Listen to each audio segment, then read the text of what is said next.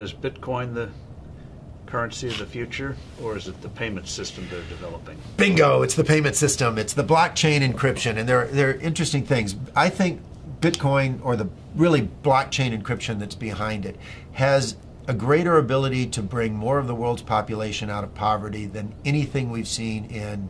Well, for one thing, it's a cheap payment system. For one thing, it's a cheap payment system, but it's more important than that. It's more important than that. Blockchain cryptography is all about digital transfer of ownership in a completely transparent and public way. Okay, I don't want to go into any of the math and the complexity behind it, but think of what that means. That means that I can actually record ownership in public in a digital means. 50% of the world's population has a mobile phone. I read an estimate this month that in 2020, 90% of the world's population will have mobile phones. That's probably a high estimate, but that's okay. Now, $25, $35 smartphones. But we're throwing them away, and they can ship them off to emerging markets. But what's powerful about this, now think about Hernando de Soto. Yes. Okay, the Institute for Liberty and Democracy in Peru. I really think Hernando de Soto should win the Nobel Prize for the work he's done. I hope he does.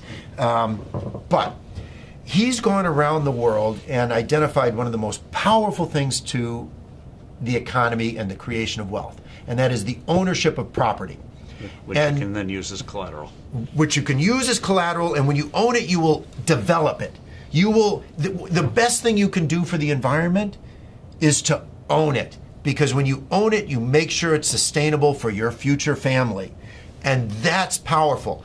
But they don't have the ability to own it. If you live in a shanty town, you operate outside of the legal economy. It's not that you want to operate outside of the legal economy, but you have no ownership of any property. Although in the neighborhood, everyone knows who owns what.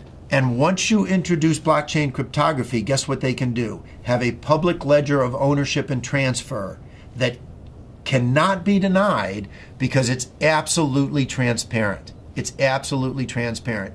It is the means through which these individuals can get exactly what Hernando de Soto thinks they best need to bring themselves out of poverty.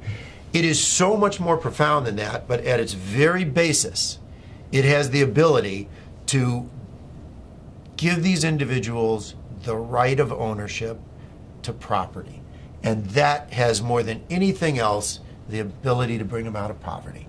And I can't wait. It'll be adopted elsewhere. I mean, it's such a powerful, blockchain encryption is such a powerful tool. It'll be used by banks, it'll be used by credit card companies. It will become a standard. But what's more interesting is what it can do to poverty around the world, to eliminate poverty. But also, what does that mean, that technology mean for credit card companies and the whole payment system? Crazy gobbledygook payment system we have today, very expensive. Doesn't that blow it away? I hope so. I hope so. I mean, think about it. When there was one manufacturer of phones in the U.S. government, what did we have? This big clunky rotary thing that sat on desks. Now, what do we have?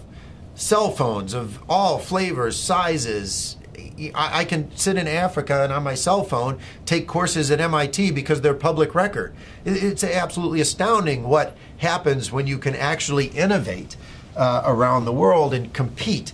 And what is happening is blockchain cryptography, forget Bitcoin, creates a competitive technology, a competitive innovation that these credit card companies will have to adopt. The ones that adopt it first will bring their cost base down.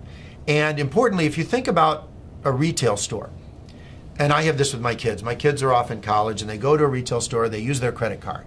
And the credit card company costs the retailer $3 to $6. Right, because they reject well, first the fee is high, and then they reject the transaction. Because why is this card suddenly showing up in some city, some place where I don't live?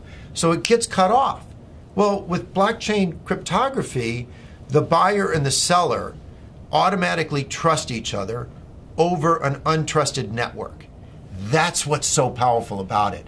A blockchain-based transaction is verified within 10 minutes. It's not verified within 10 minutes for a credit card, which is why 5 to 10% of all transactions are rejected on the spot. It's not verified until often days later. Even a check is not verified for days. And that is completely taken out of the system. So on day one, the retailer's sales go up because they don't have to reject the transaction and they save on the fees. It doesn't really get much better than that if you're looking for a disruptive innovation in any single industry. It's wonderful.